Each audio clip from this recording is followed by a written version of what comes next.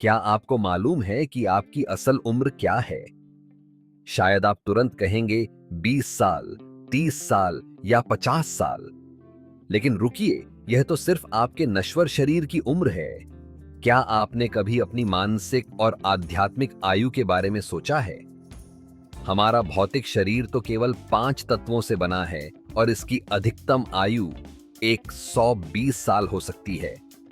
लेकिन हमारी चेतना, हमारा मन और हमारी अजर अमर आत्मा, इनकी उम्र आखिर क्या है?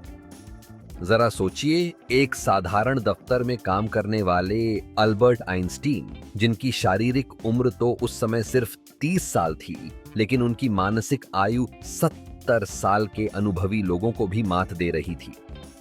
ऐसा चमत्कार आखिर कैसे संभव हुआ? और उससे भी गहरा और अनसुलझा रहस्य है हमारी आध्यात्मिक आयु, एक ऐसी परम अवस्था जिसका कोई अंत ही नहीं। महान संत रविदास जी को ही देखिए। जब षड्यंत्र के तहत उन्हें बंदी बनाया गया तो केवल ध्यान में बैठते ही उनकी लोहे की बेड़ियां खुद ब खुद टूट गईं। राजा ने उन्हें कुचलने के लिए एक पागल हाथी छोड़ा, पर वो विशाल हाथी भी उनके सामने शांति से नतमस्तक हो गया। और तो और, राजा की सबसे बड़ी चुनौती पर उन्होंने एक मृत सैनिक को अपनी आध्यात्मिक शक्ति से वापस जीवित कर दिया। ये सिर्फ चमत्कार नहीं, बल्कि एक अनंत और असीम आध्यात्मिक आयु का सबसे बड़ा प्रमाण है।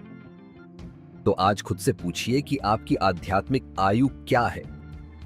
क्या आप अभी भी शून्य पर ही खड़े हैं या आपने अपनी भीतर की यात्रा शुरू कर दी है? आइए आज इस गहरे रहस्य के सागर में गोता लगाते हैं और अपनी सोई हुई चेतना की उम्र को जगाते हैं। चलिए आज की इस अद्भुत और रहस्यमयी यात्रा की शुरुआत करते हैं। आज का जो सत्संग है, ये विभिन्न परतों में गहराई का सत्संग है। आज का सत्संग मानव के अस्तित्व की शारीरिक, मानसिक और आध्यात्मिक आयु के गूढ़ रहस्य पर है। That is mystery of physical, mental and spiritual age of a human being. पहले इस गोपनीय विषय को ऊपरी रूप से समझने का प्रयत्न करते हैं। मानव के शारीरिक अस्तित्व में शारीरिक आयु तो सबको स्पष्ट होती है, परंतु मानसिक और आध्यात्मिक आयु रहस्य रूप से गोपनीय अवस्था में मानव शरीर में विद्यमान होती है। मानसिक और आध्यात्मिक आयु का आंकलन व्यक्ति की अद्भुत योग्यताओं के आधार पर ही किया जाता है। व्यक्ति स्वयं में रहकर स्वयं ही अपनी मानसिक और आध्यात्मिक आयु का आभास कर सकता है। कोई दूसरा उसको नहीं बता सकता। गुणात्मक रूप से ये प्रत्यक्ष करना असंभव है। ये अवस्थाएं स्वयं ही सर्वविदित हो जाती हैं और व्यक्ति स्वयं ही इसको जान पाता है। अब हम इसको आगे गहराई से समझेंगे। हम सबको ये जानकर बड़ा आश्चर्य होता है कि व्यक्ति की जहाँ भौतिक आयु होती है, वैसे ही उसकी मानसिक और आध्यात्मिक आयु भी होती है। व्यक्ति कभी इसका आभास नहीं करता, क्योंकि व्यक्ति भौतिकता में ही रहता है। हर व्यक्ति अपनी भौतिक आयु को भली भांति जानता है।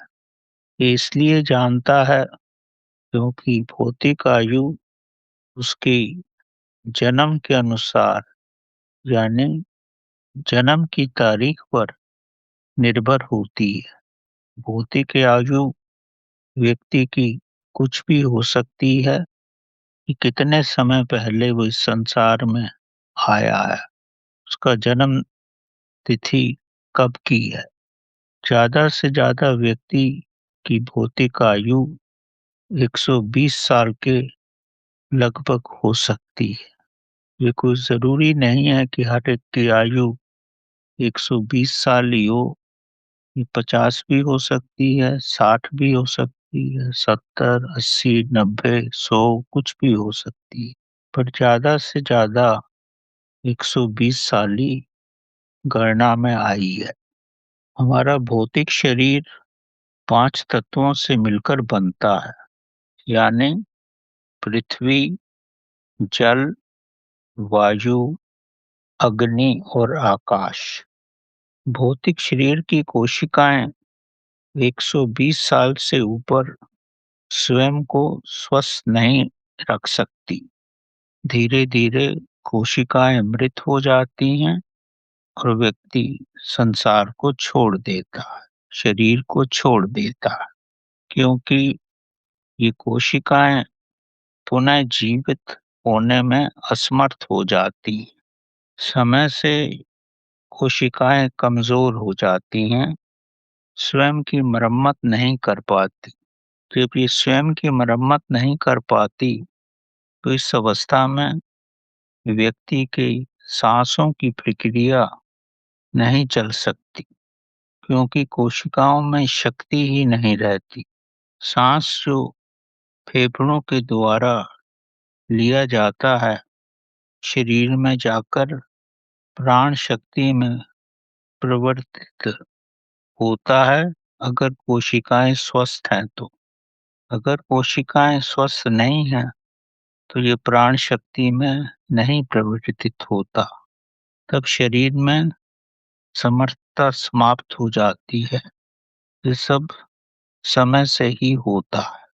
शरीर बिना प्राण शक्ति के अपना कार्य करने में असमर्थ होता है। सांस तो लेता है, पर उससे प्राण शक्ति नहीं बनती। इस अवस्था में व्यक्ति नवीन श्वास नहीं ले सकता। उसमें शक्ति ही नहीं रहती कि वो श्वास ले। इस तरह अंतिम श्वास निकलते ही आत्मा यानी चेतना की शक्ति जो है शरीर का त्याग कर देती है। इस अवस्था में व्यक्ति को मृत घोषित किया जाता है। मनुष्य की भौतिक लीला समाप्त हो जाती है। इस जन्म से मृत्यु के समय तक की जब तक व्यक्ति जीवित रहता है, इस आयु को ही भौतिक आयु की संज्ञा दी गई है। व्यक्ति अपनी भौतिक अवस्था में मानसिक विकास और आध्यात्मिक विकास कर सकता है। इसीलिए भौतिक अवस्था की आवश्यकता होती है। अब हम मानसिक आयु के संबंध में जानेंगे। प्रारंभिक अवस्था में व्यक्ति की भौतिक आयु और मानसिक आयु लगभग बराबर ही होती है, क्योंकि प्रारंभ में शरीर के विकास के साथ मन का भी विकास होता है। इसलिए भौतिक आयु और मानसिक आयु बराबर होती है। परंतु जैसे-जैसे जीवन का समय गुजरता है, भौतिक आयु तो प्राकृतिक रूप से बढ़ती रहती है, क्योंकि ये आपके जन्म के अनुसार चलती है। पर मानसिक आयु का विकास प्राकृतिक नहीं होता, ये व्यक्ति को स्वयं ही करना पड़ता है। भौतिक आयु के साथ मानसिक आयु भी बढ़े, ये जरूरी नहीं है। दूसरे शब्दों में, भौतिक आयु के साथ मानसिक आयु का विकास आवश्यक नहीं है, क्योंकि मानसिक विकास व्यक्ति को स्वयं ही करना पड़ता है। भौतिक आयु के साथ मानसिक आयु का विकास हो भी सकता है और नहीं भी हो सकता, पर भौतिक आयु बढ़ती ही रहती है। भौतिक आयु बढ़ने पर मानसिक आयु हो सकता है ना भी बढ़े, और किसी-किसी परिस्थितियों में ये बढ़ती भी है।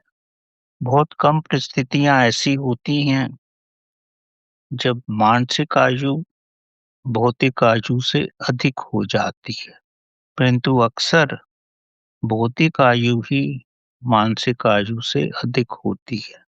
अगर मानसिक आयु भौतिक आयु से अधिक हो, तो इसका मकसद ये है कि उस मानव का ज्ञान, उसकी जानकारी, उसकी भौतिक आयु से अधिक हो जाती है।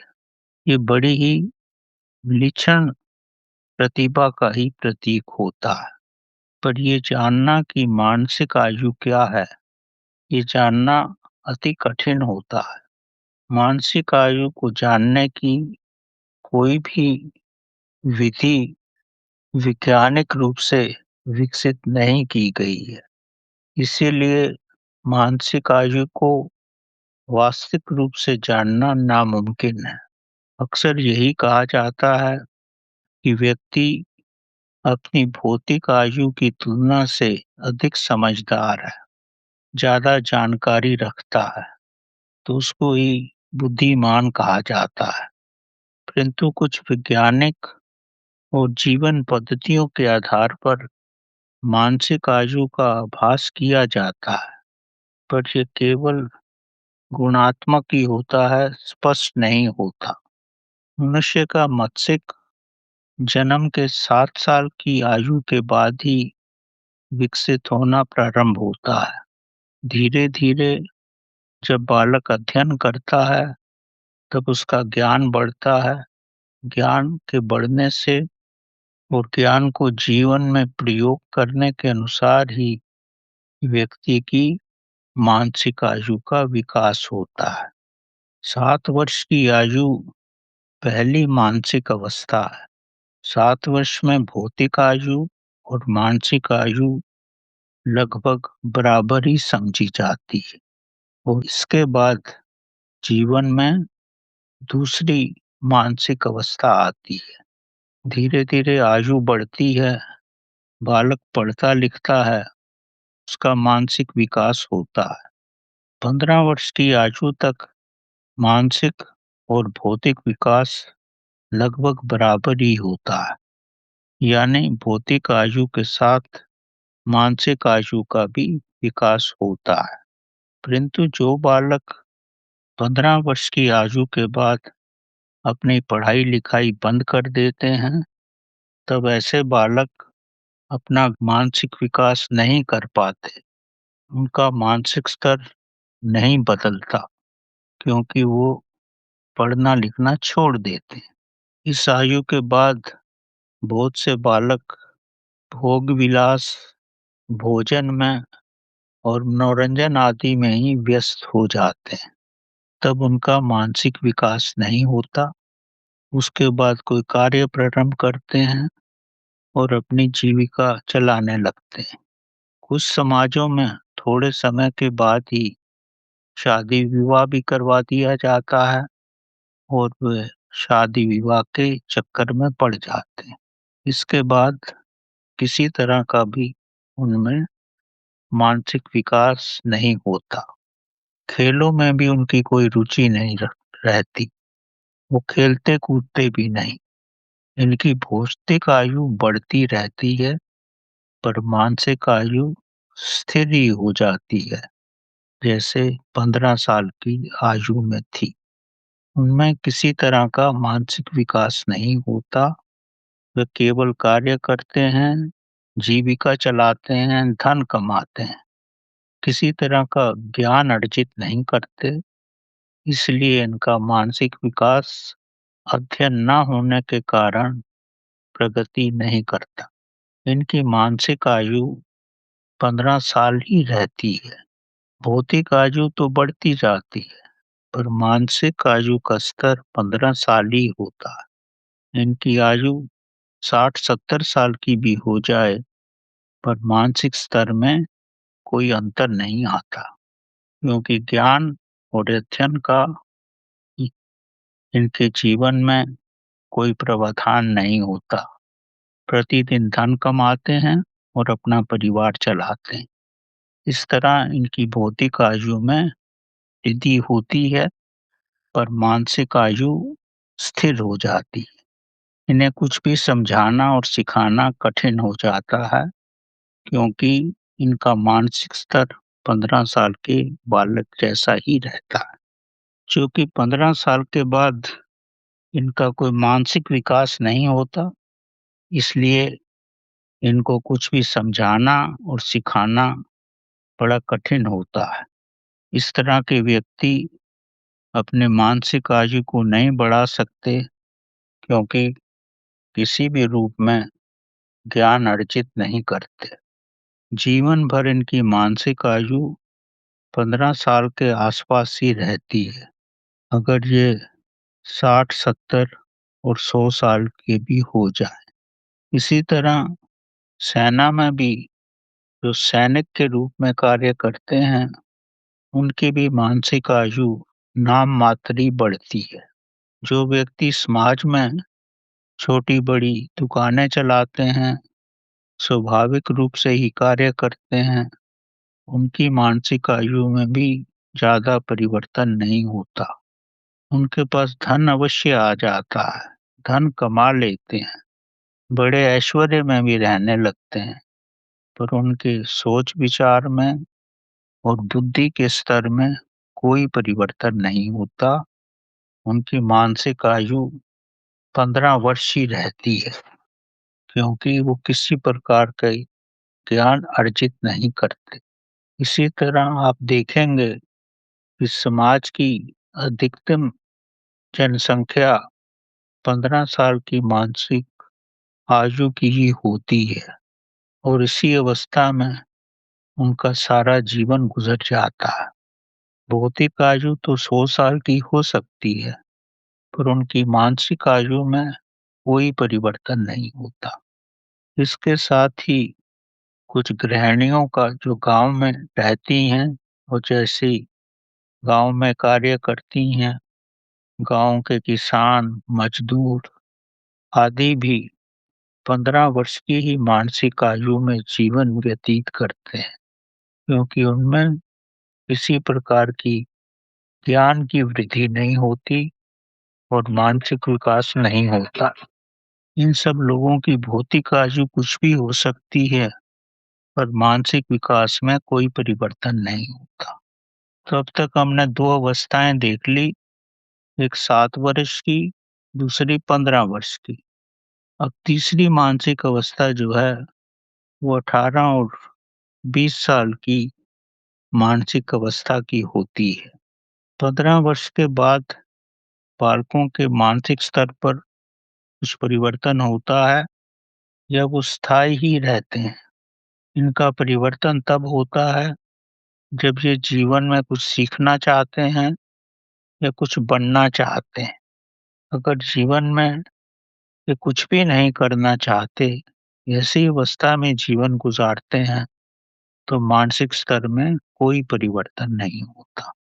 15 साल की आयु के बाद जो बालक अध्ययन में संलग्न हो जाते हैं, कुछ नया अध्ययन करते हैं, हाथों से कुछ नवीन कार्य करते हैं, ब्रह्मचर्य का पालन करने में का भी प्रयास करते हैं, अध्ययन के अतिरिक्त अन्य विषयों का भी ज्ञान लेते हैं, तब उनकी मानसिक आयु बढ़ जाती है।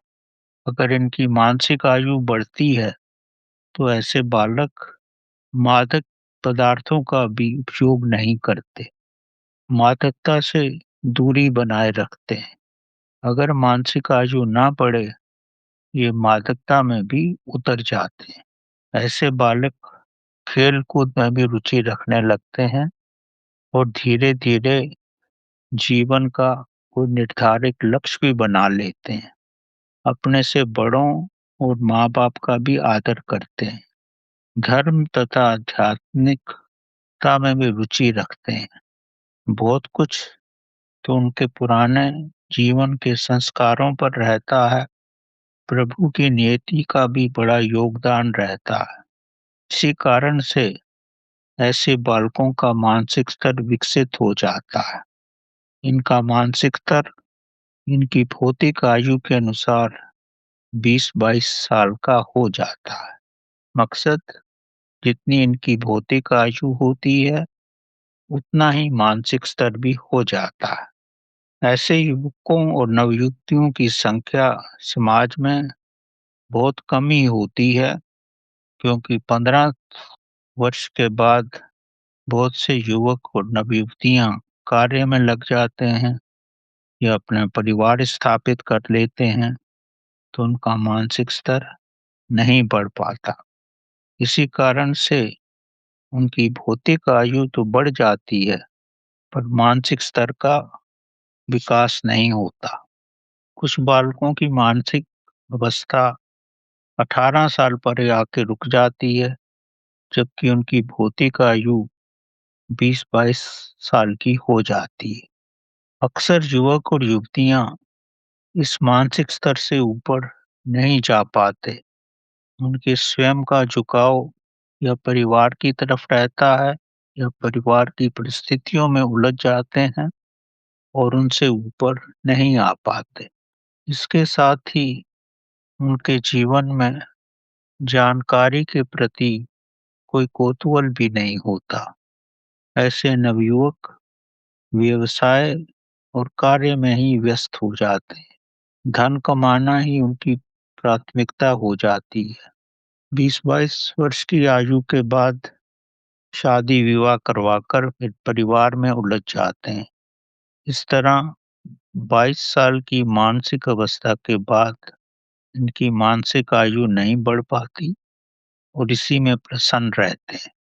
भौतिक आयु तो इनकी बढ़ती रहती है, पर मानसिक विकास की आवश्यकता ये महसूस ही नहीं करते, क्योंकि धन कमाने लगते हैं और धन के वैभव में ही उलझ जाते हैं।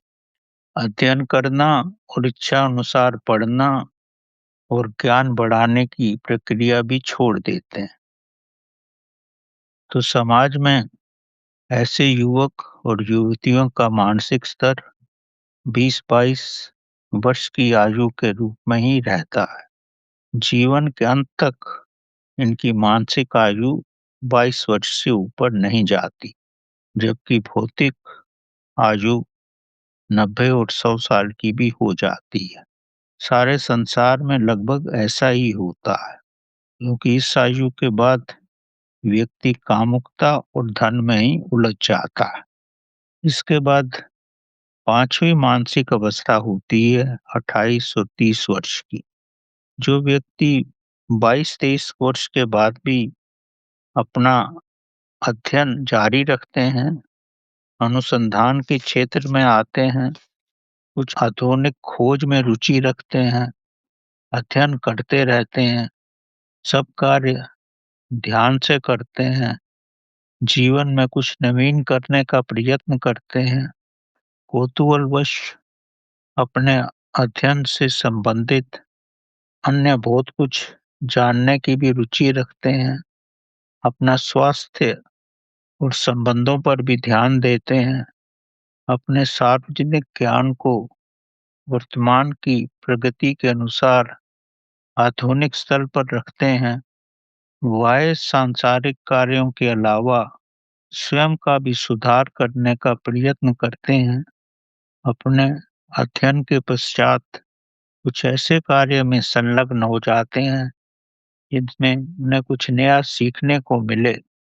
इस तरह वे अपने मानसिक विकास का पूर्ण ध्यान रखते हैं, तब उनकी मानसिक आयु भौतिक आयु के समांतर चलती रहती है।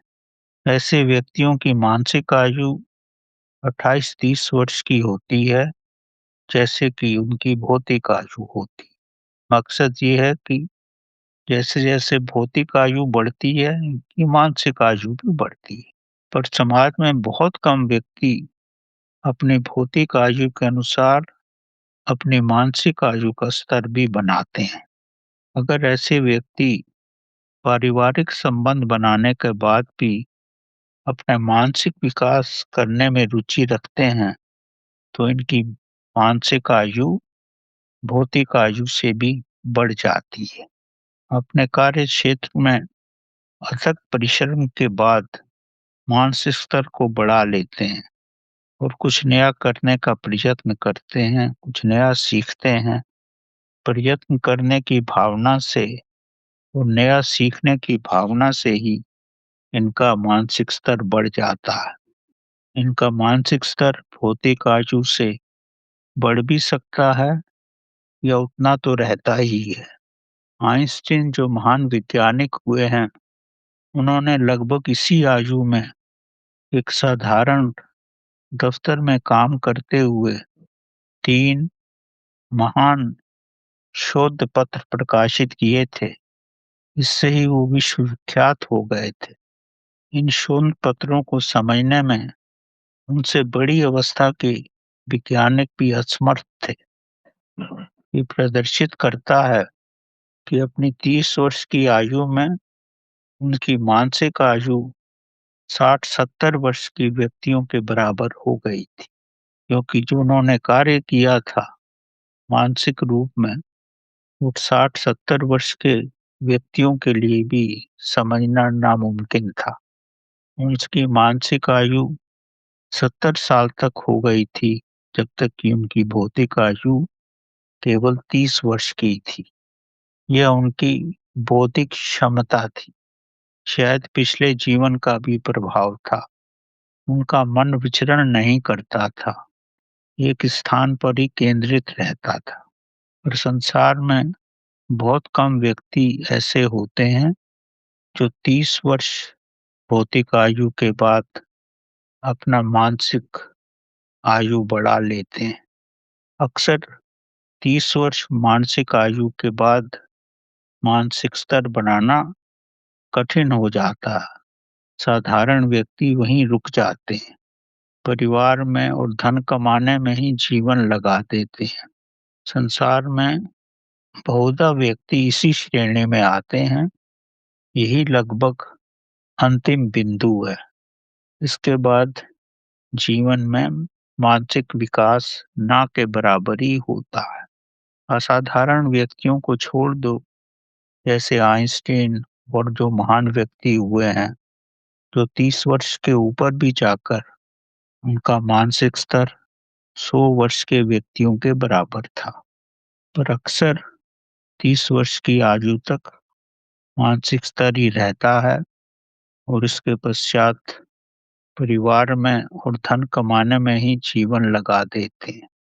इस प्रकार हमने समझा, मानसिक स्तर 7 साल का होता है, फिर 15 वर्ष का, फिर 18 से 20 साल का और अंत में 30 वर्ष तक का समाज में मानसिक स्तर पाया जाता है। बहुत कम व्यक्ति ऐसे होते हैं जिनका मानसिक स्तर इसके ऊपर बढ़ सके। अब हम आध्यात्मिक आयु के बारे में जानेंगे।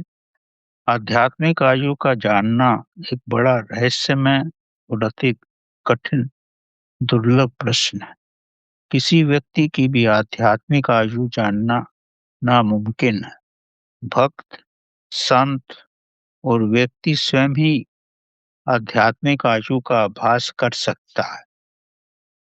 आध्यात्मिक ज्ञान एक अंतहीन ज्ञान है, इसलिए इसका वास्तविक आभास असंभव ही होता है। इस ज्ञान को सीमा में नहीं बांधा जा सकता। जब ये ज्ञान अंतहीन ज्ञान है, इसकी कोई सीमा नहीं है, तो इसकी आयु को जानना और समझना नामुमकिन है। व्यक्ति की आध्यात्मिक आयु शून्य भी हो सकती है, कुछ वर्ष भी हो सकती है और अंतहीन भी हो सकती है। इसका वास्तविक ज्ञान होना असंभव ही है। आध्यात्मिक आयु को शब्दों में बांधना मनुष्य की सोच के बाहर है। मंदिर जाना और ध्यान लगाना आध्यात्मिक यात्रा की केवल प्रारंभ की अवस्थाएं हैं। अक्सर मनुष्य इसी अवस्था में सारा जीवन लगा देता है। ये केवल यात्रा का प्रारंभिक बिंदु है। आध्यात्मिक यात्रा इससे प्रारंभ होती है और प्रारंभ जो व्यक्ति करते हैं और अधिकतम व्यक्ति इसी में अपना जीवन समाप्त कर देते हैं। इससे आगे बढ़ ही नहीं पाते। दूसरी ओर संसार के बहुत से प्राणी प्रभु के अस्तित्व को स्वीकार ही नहीं करते। कुछ व्यक्ति प्रभु के अस्तित्व को केवल स्वीकार मात्र ही करते हैं, प्रभु के रहस्य को जानने का कौतूहल उनमें नहीं होता।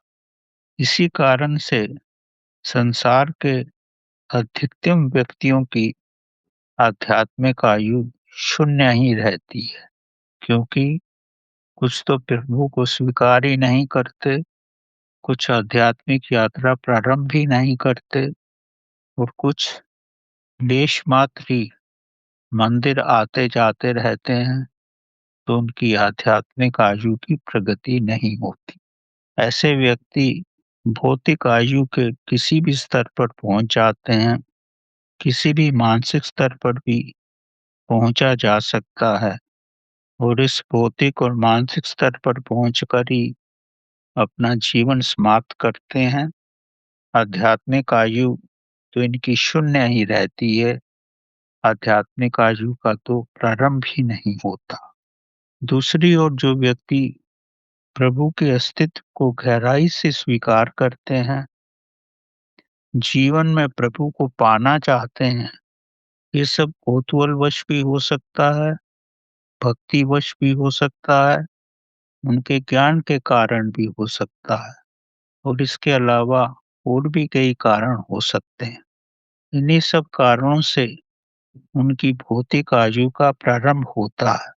परंतु जो व्यक्ति केवल कर्म कांड में ही जीवन भर उलझे रहते हैं, समाज को दिखाने के लिए कर्म कांड ही करते हैं, ऐसे व्यक्ति प्रभु का आभास नहीं कर पाते, क्योंकि प्रभु का आभास तो तभी मुमकिन है जो अपने भीतर उतरे, पर ऐसे व्यक्ति केवल कर्म कांड में ही उलझे रहते हैं। इनकी आध्यात्मिक आयु 5 वर्ष से ऊपर तक नहीं पहुंच सकती। उन्हें प्रभु का ज्ञान बिल्कुल भी नहीं होता, स्वयं का ज्ञान भी उन्हें नहीं होता, केवल कर्म कांड ही करते रहते हैं।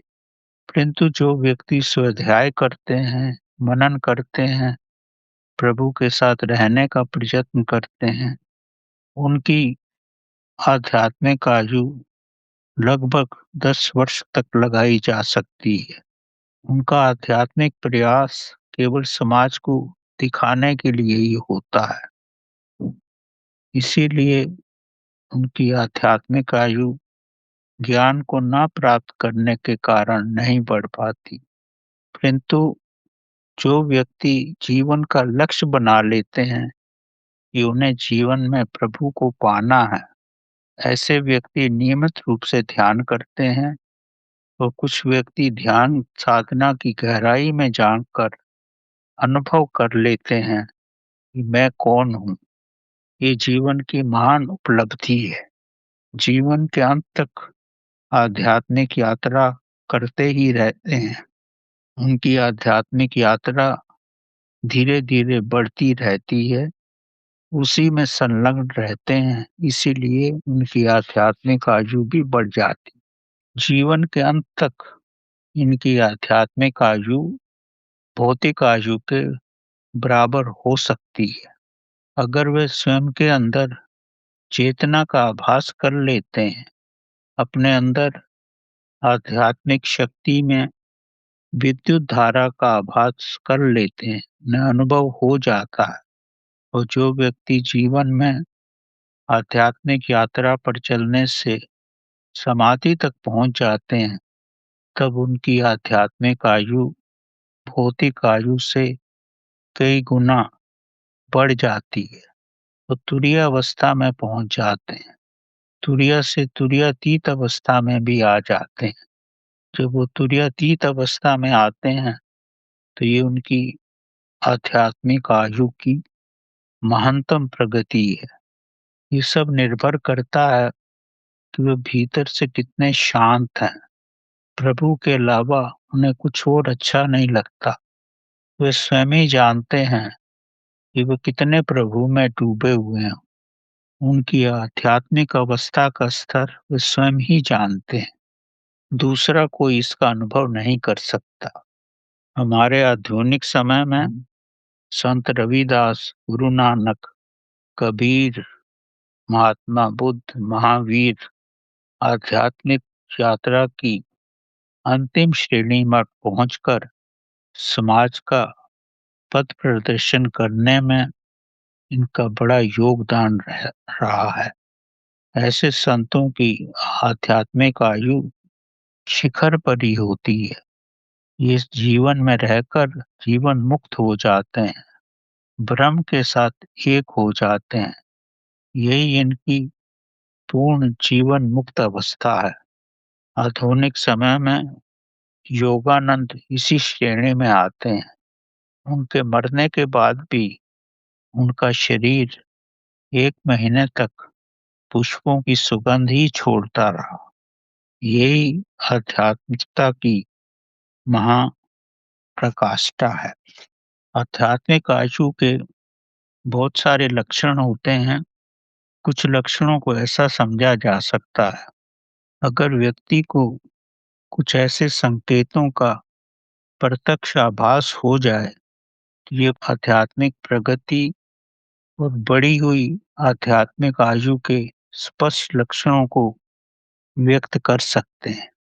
अगर उन्हें भौतिक शरीर में स्पष्ट विद्युत प्रवाह का संकेत मिले, उन्हें अनुभव हो कि उनकी मेरुदंड में विद्युत प्रवाह हो रहा है, ये स्पष्ट संकेत विद्युत धारा का विभिन्न चक्रों से होते हुए सहस्रारा से बाहर भ्रमण में जाने का स्पष्ट प्रमाण है। अगर व्यक्ति मानसिक शून्यता का आभास करता है, श्वास शून्यता का आभास करता है, विचार शून्यता का भी आभास करता है, तो ये प्रमाणित करता है कि उसकी आध्यात्मिक आयु इस स्तर पर पहुंच गई है। साक्षी का भी ऐसे व्यक्तियों को स्पष्ट आभास हो जाता है। अगर उन्हें सब प्राणियों में, पेड़ पौधों में चेतना का आभास हो, तो ये प्रमाणित करता है कि वो परमात्मा के साथ एक हो रहे हैं। अपने भीतर और बाहर अगर उन्हें ऐसी अवस्था का आभास हो जाए, यानी सब और प्रभु ही है, सब प्रभु ही करता है, तो ये भी प्रदर्शित करता है कि उनकी आध्यात्मिक आयु शिखर पर पहुंच रही है। अगर उन्हें आभास हो ही करता हूँ, यानी मैं साक्षी के रूप में सब करता हूँ, ये भी महानतम अवस्था है। इस अवस्था में उन्हें आभास हो जाता है कि मेरी आत्मा प्रभु का ही रूप है। ऐसे व्यक्ति सर्वत्र एक ही चेतना का आभास करते हैं। इसके अलावा अन्य लक्षण भी उनमें प्रकट हो जाते हैं। मन में सदैव संपूर्ण शांति रहती है। वे केवल एकांत में ही रहना पसंद करते हैं। भीड़ में रहना उन्हें ऐसा लगता है जैसे नर्क में रह रहे हों। वे स्वयं की चेतना का अनुभव करते हैं, ब्रह्मांड की चेतना में विलीनता का अनुभव करते हैं, तुरीय से तुरीयातीता का अनुभव करते हैं। ऐसी दशा में उनकी आध्यात्मिक आयु, मानसिक आयु और भौतिक आयु से कई गुना बढ़कर हो जाती है। आध्यात्मिक आयु इतनी बढ़ जाती है कि ना मानसिक आयु वहां तक पहुंच सकती है और ना ही भौतिक आयु वहां तक पहुंच सकती है। मानसिक आयु समझने के लिए वैज्ञानिक खोज और प्रावधानों पर कार्य किया जाता है। कुछ विधान बनाना भी मुमकिन है, परंतु आध्यात्मिक आयु निर्धारित करने के लिए स्वयं का प्रभु जैसे होना ही एकमात्र प्रावधान है। प्रभु के बिना मानव की आध्यात्मिक आयु का विलोचन करना असंभव है। प्रभु ही मानव की आध्यात्मिक आयु को स्पष्ट कर सकता है। व्यक्ति स्वयं ही स्वयं में डूबकर अपनी आध्यात्मिक आयु का आभास करता है। कोई दूसरा उसकी आध्यात्मिक आयु का कुछ भी आभास नहीं कर सकता। एक कथा के रूप में आप आभास कर सकते हो कि आध्यात्मिक आयु का क्या प्रतिबिंब होता है, आध्यात्मिक आयु कितनी महान है।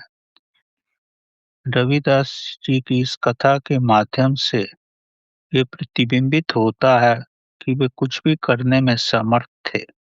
उनके पास जो भौतिक ज्ञान था, वे उनकी जीविका चलाने के लिए था।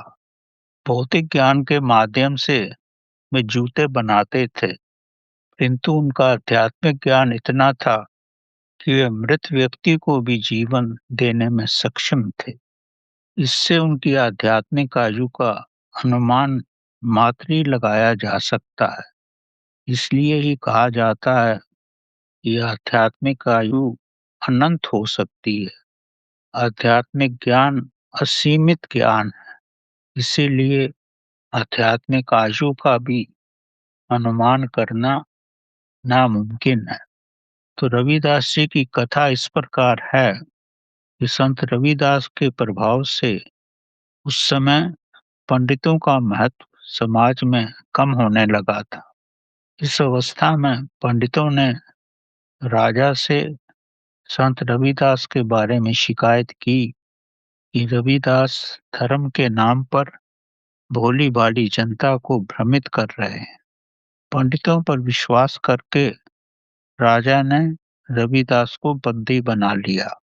उनको हथकड़ियां और बेलियां डालकर अंधेरी सीलन से भरी कोठरी में उन्हें बंद कर दिया गया। जब उन्हें कोठरी में बंद कर दिया तो रविदास जी आंख बंद करके प्रभु के ध्यान, भजन और सिमरन करते हुए शांत बैठे रहे। रात भर ऐसे ही बैठे रहे। सुबह हुई, जब उनका ध्यान टूटा तो उनकी बेड़ियां स्वयं ही खुल गई, कोठरी का ताला स्वयं ही खुल गया। सिपाही सामने बैठे सब देख रहे थे और बड़े अचंभित थे। संत रविदास जी शांति से जेल की कोठरी से निकले और अपनी कुटिया में चले गए।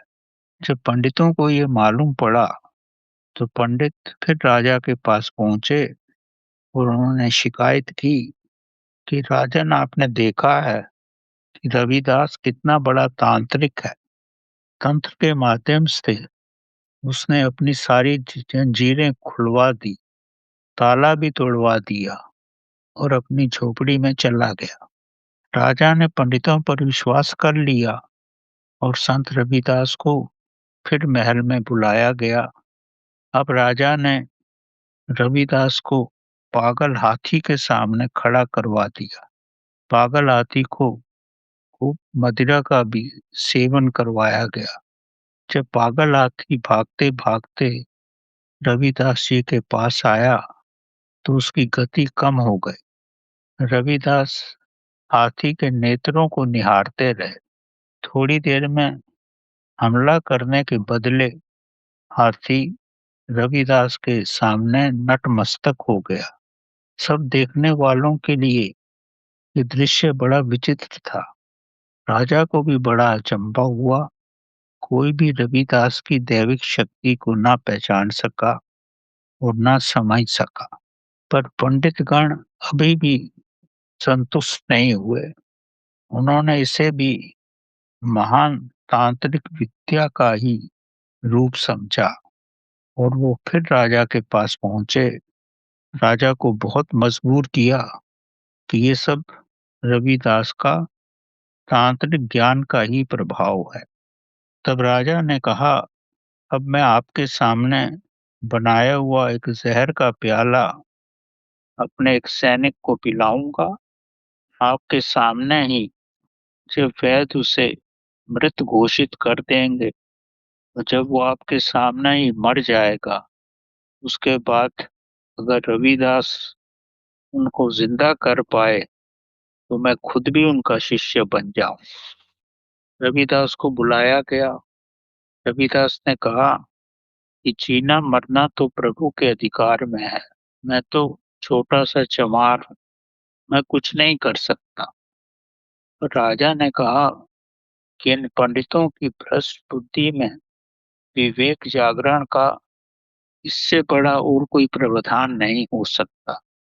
ऐसा अगर हो गया, यानी ये सिपाही जिंदा हो गया, तो मैं भी आपका मुरीद बन जाऊं, यानी मैं भी आपका शिष्य बन जाऊं, और काशी नगरी आपके प्रति फैलाई गई सब बेबुनियाद अफवाहें हमेशा के लिए समाप्त हो जाएं। मैं भी आपकी विलक्षण प्रतिभा का लोहा मानूंगा, आपको दैविक शक्ति का रूप समझूंगा, और ये सब पंडित भी सदैव के लिए शांत हो जाएंगे।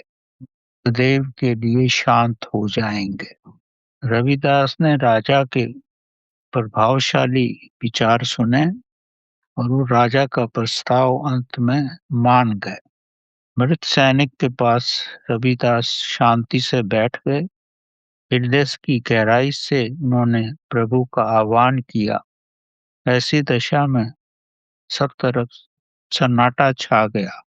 रविदास के नेत्र बंद थे, वे स्थिर स्तंभ अवस्था में थे, जैसे ब्रह्मांड के साथ एक हो गए हों। सब तरफ पूर्ण शून्य ही हो गया था।